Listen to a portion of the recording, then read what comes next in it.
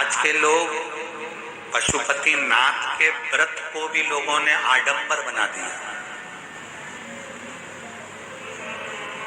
कोई कहता है, कई लोग पशुपति नाथ के व्रत को आडंबर बना दिया। किताब पढ़ना पड़ेगी, बाजार में किताब मिलने लगी कि पशुपति की किताब पढ़ो, कहानी पढ़ो, किस्सा पढ़ो। ना ना ना, पशुपति व्रत का नियम है,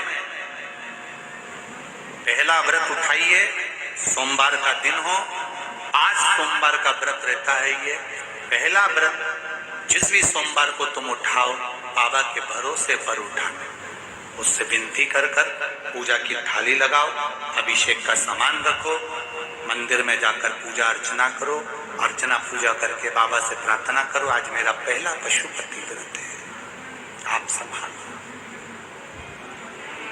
पहले व्रत के दिन बाबा से जब शुरू करो व्रत को, पहला सुबह की जब पूजन करो तो बाबा से कहना, आज पहला व्रत है, मैंने इस कार्य के लिए ये व्रत किया है, तो संभालना।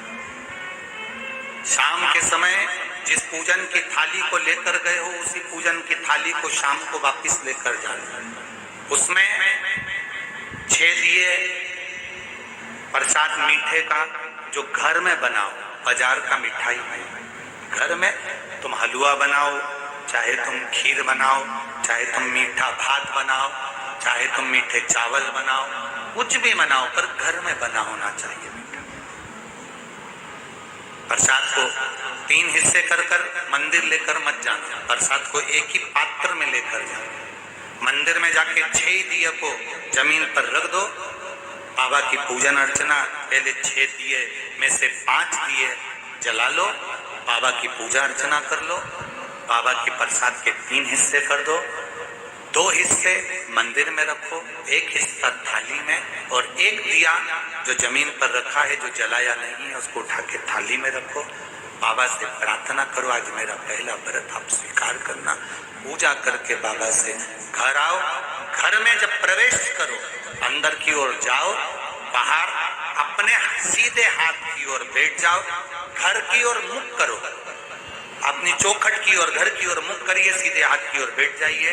घर के बाहर जो 6 नंबर का दिया है वो जलाओ, बाबा से विनती करो, ये मेरा घर नहीं आपका है, बाबा आप पधारना और मेरा कल्याण करना, मेरा ये काम है, बाबा उसे पूरा करना है। पहला सोमवार हो जाए, बीच में सोमवार में कहीं रजोधर्म आ गया, कहीं जाना पड़ गया, कहीं कोई दूसरा व्रत आ गया, जो व्रत तुम पहले से करती हुई आ रही हो तो वो कर लो। रजोधर्म आ गया, छोड़ दो, बाहर जाना पड़ गया, छोड़ दो, जब वहां से आ जाओ, ठीक हो जाओ, तब वापिस व्रत करिए। जब आपका 5वां व्रत रहे, उस 5वें व्रत में जब शाम की पूजन करने को जाओ, एक श्रीफल भेंट जो तुम चढ़ा सकती हो, बाबा को दे सकती हो, दीजिए। 108 चावल के दाने, फूल की पंखड़ी, या जो भी 108 सामग्री आप बाबा को देना चाहते हो, वो बाबा को एक एक कर कर धीरे से बाबा को समर्पित करो। वापिस दिया ले, अपने दरवाजे पर फिर लगाओ और बाबा से विनती करो, तेरे भरोसे ही मेरा काम, मेरे बाबा दया करना,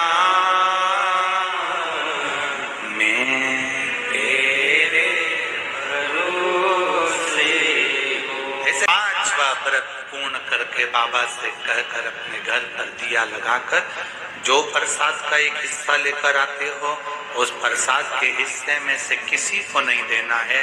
भोजन करने के पहले वो हिस्सा प्रसाद का आपको पाना, वो किसी को प्रदान नहीं करना। कढ़ैया में जो तुमने प्रसाद बनाया है, वो प्रसाद में से घर में छोड़ना नहीं, पूरा लेकर जाओ।